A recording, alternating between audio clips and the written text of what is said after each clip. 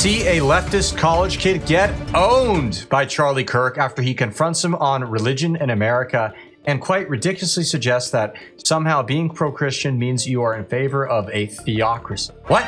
Yeah, guys, it's that bad. So we're gonna get right into it. It's gonna be a lot of fun. But first, do me a big favor here. Like our video and share it around so we can keep bringing you guys these great, hard-hitting videos. As always, everybody, I'm your host, Darian, and this is Resist the Mainstream. Yes, sir. Hi there, Mr. Kirk. Thank you for being out here, and I appreciate your eagerness for an open dialogue.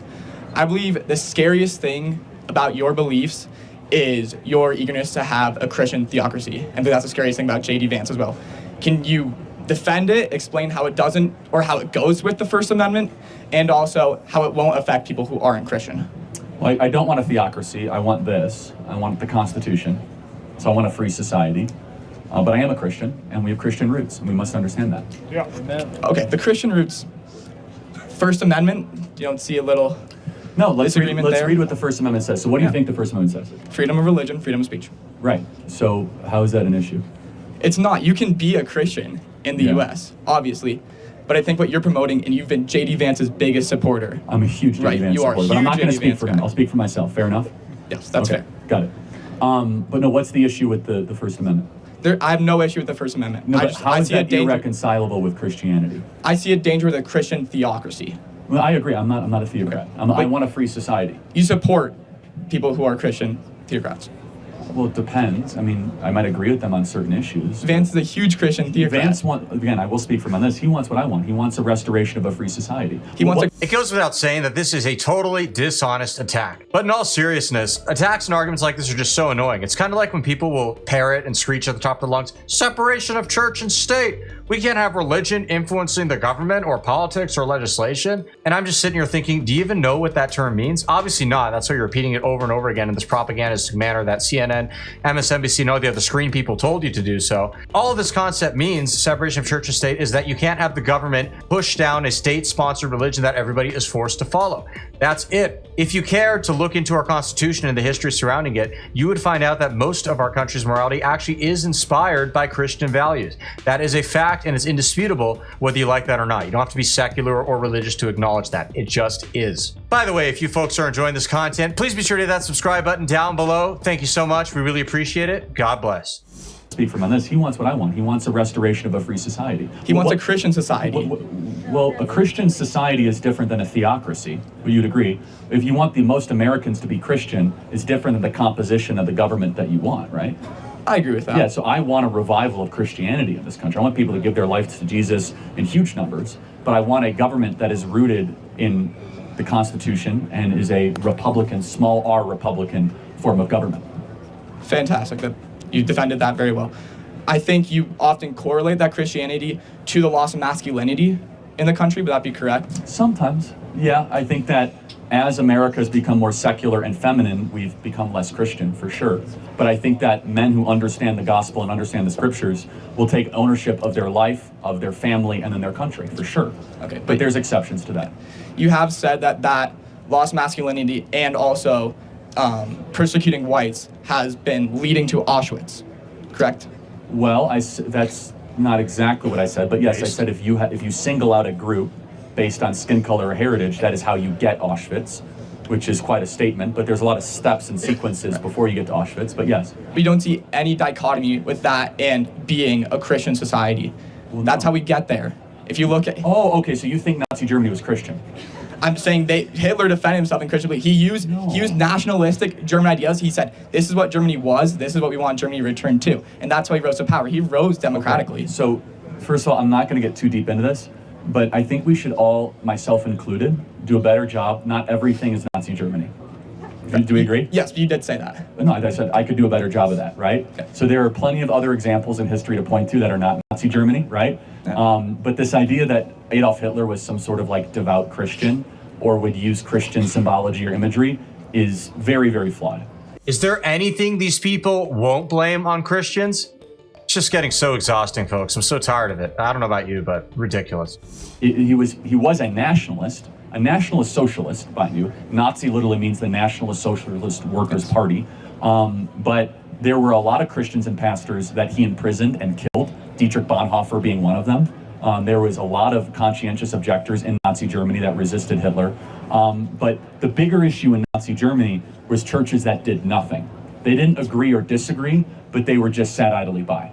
And so what I say as a Christian, again, overusing the Nazi Germany comparisons, is we as Christians should not sit idly by when evil is occurring. And I think that's a lesson to take out of Nazi Germany. That's right. Completely fair. Cool.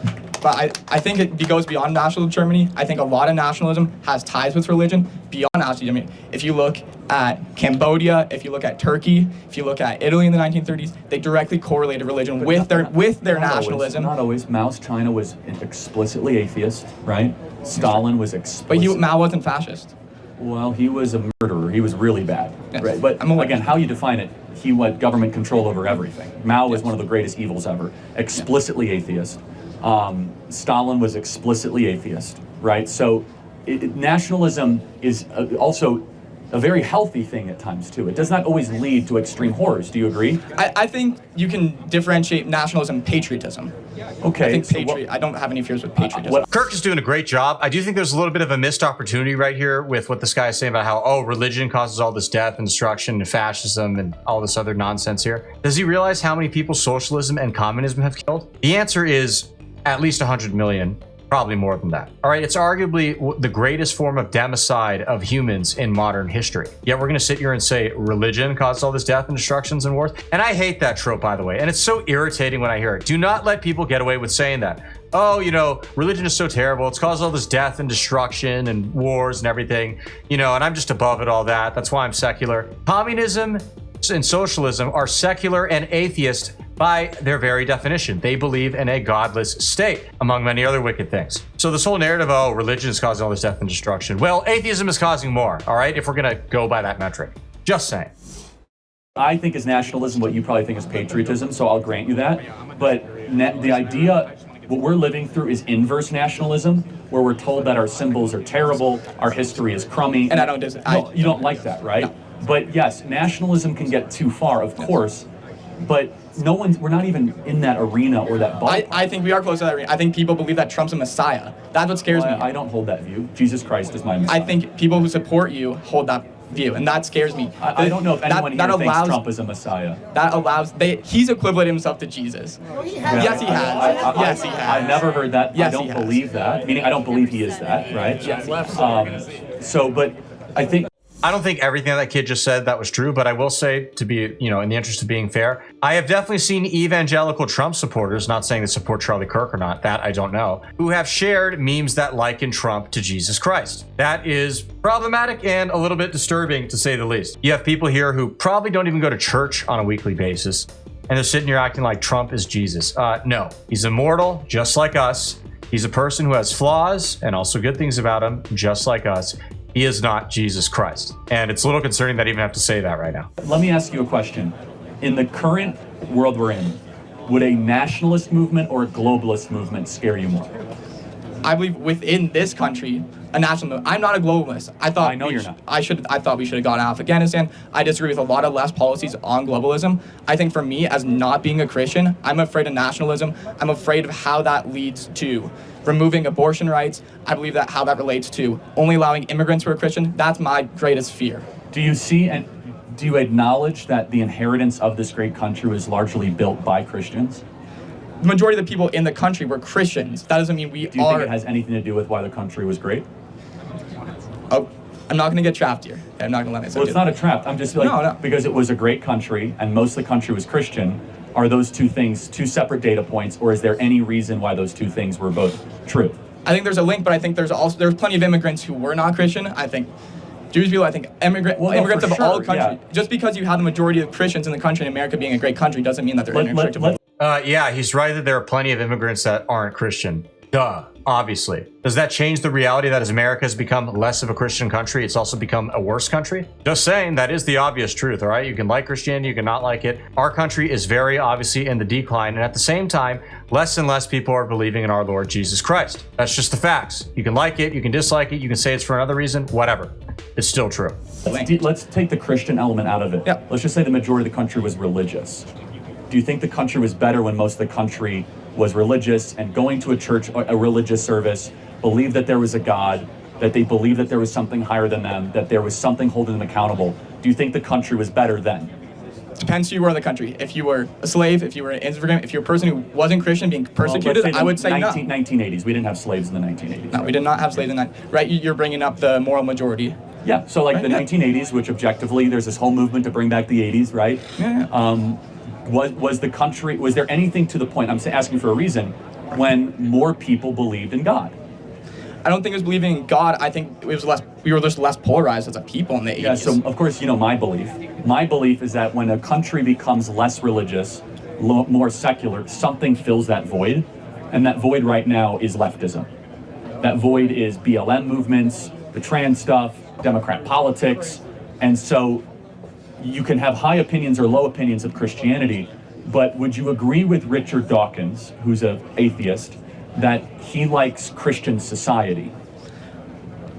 Yeah, I think it depends what Christian society. I think a modern day Western Christian society, I don't necessarily have a problem with. I think sects of Christianity, certainly KKK, certainly FODS, I have problems with. Yeah, I don't think they're gonna find any. But I bet you this kid over here hasn't even met one of those white hooded members in his entire life.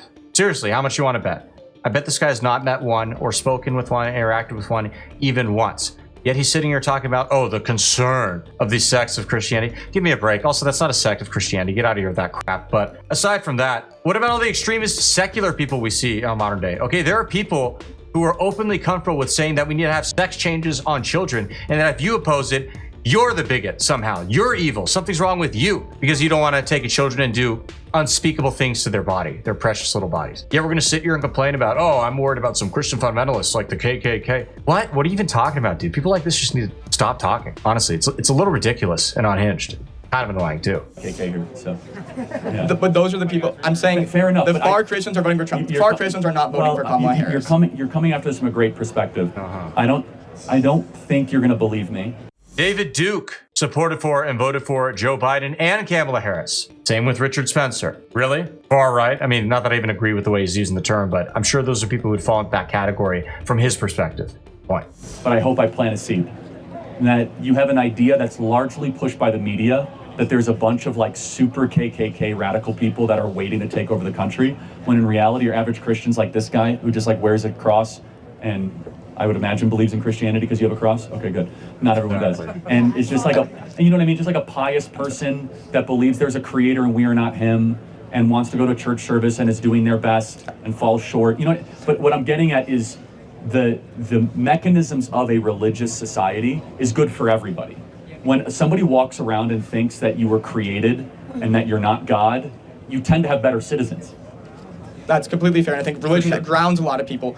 I'm saying I experienced anti-Semitism because of someone's religion in high school. I'm sorry. They were not pious. You say everyone's pious. I think not everybody. I think it's less people than you think are pious. Okay, fair enough. And you have a life experience that has shaped your view, right. and now you have. You don't have that life experience. No, I don't. I have the opposite perspective, and that's fair enough. Okay.